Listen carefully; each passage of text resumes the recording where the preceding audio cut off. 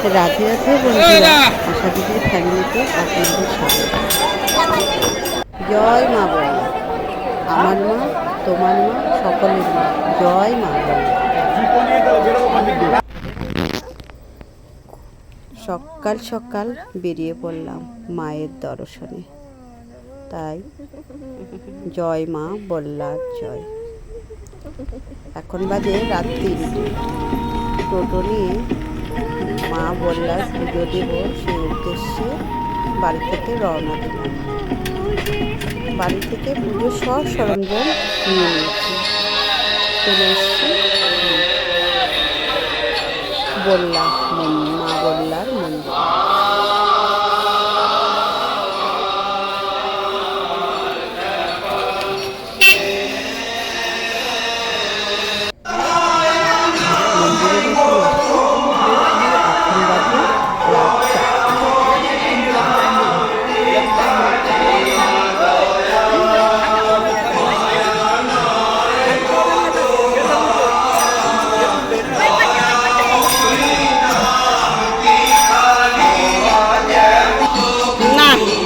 মুখটা দেখা যাচ্ছে।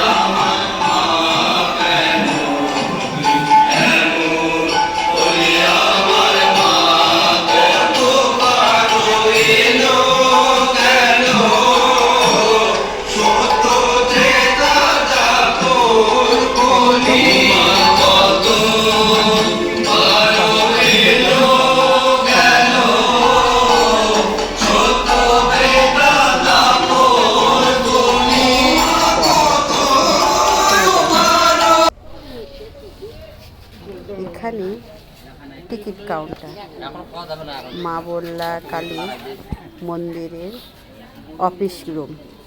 এখানে যারা পাঠা বলি, কালী প্রতিমা পুজো, সোনার উপর যা দেবে তার টিকিট কাটতে হয়।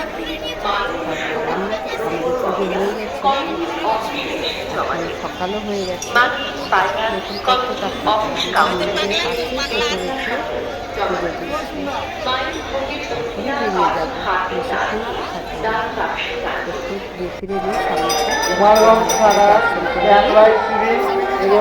বেশিক্ষণ একটু ঘুরে ফিরে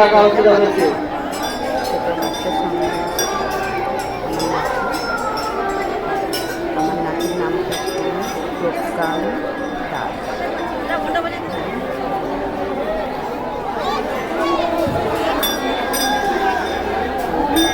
ওর জন্য মানব চলে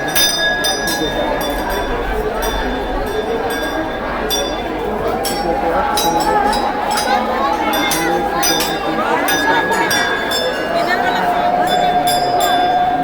যাওয়াই সম্ভব।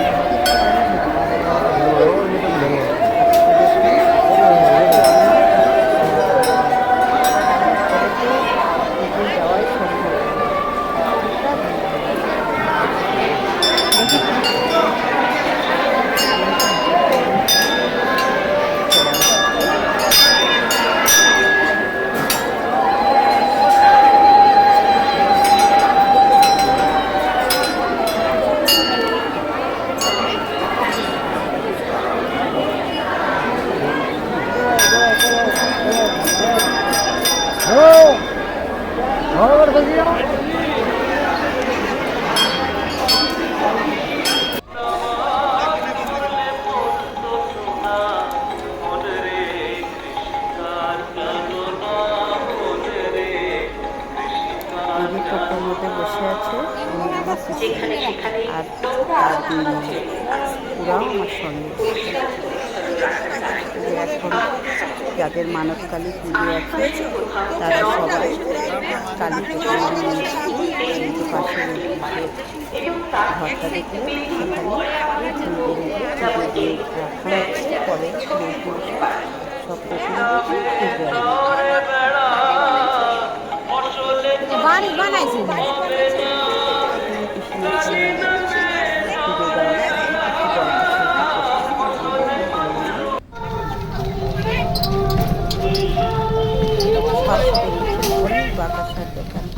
একটা বাচ্চা আসছে, শাড়িটা নিবে, ওখানে শাড়িটা আছে, শাড়িটা নিবে। এখন কিছু বলবে টলবে নাকি, ওই জন্য আবার দিয়ে দেওয়া হচ্ছে।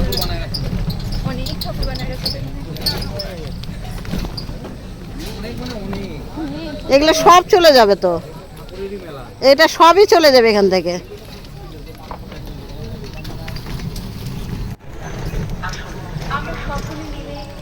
যত প্রতিমা দেখছেন সব মানবকালী।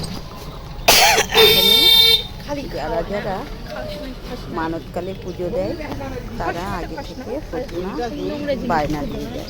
আজকে তারা সবাই এখান থেকে প্রতিমা নিয়ে যাচ্ছে এবং পুজো দিচ্ছে। আমরা যদিও বাড়িতে প্রতিমাটা বানিয়ে নিয়েছিলাম আমাদের এখানে, তাই আমরা নিজে টোটোতে করেই নিয়ে গেছি, কেননা আমাদের সময় ছিল না হাতে। শিলিগুড়ি যেখানে দেখছে এ নিয়ে একজন সন্ন্যাসী এখানে যজ্ঞ করবে বসেছেন।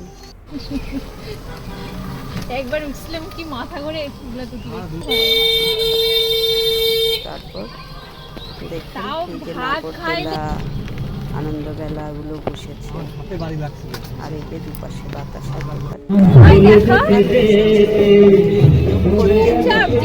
আমরাই প্রথম মনে হয় ঢোল নিবি না শোনা, বাইরে সোনা রে কেনাকাটাও করা, ঢোল নিবি না সোনা, আর কিছুক্ষণের মধ্যে হয়তো আসো না আমার গপু সোনা।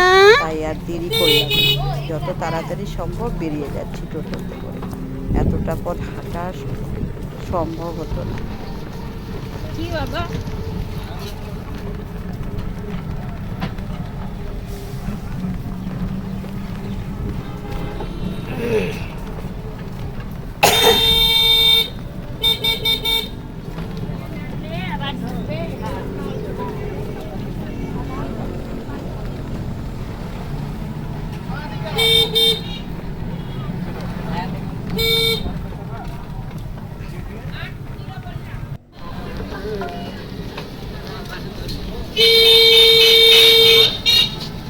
আমার ইচ্ছে ছিল এই নার্সারি থেকে কিছু গাছ কেনার, কিন্তু ওই যে যদি অনেক দেরি হয়ে যায়, টোটোটার যদি বেরোতে না দেয় আমি হাঁটতে পারবো না।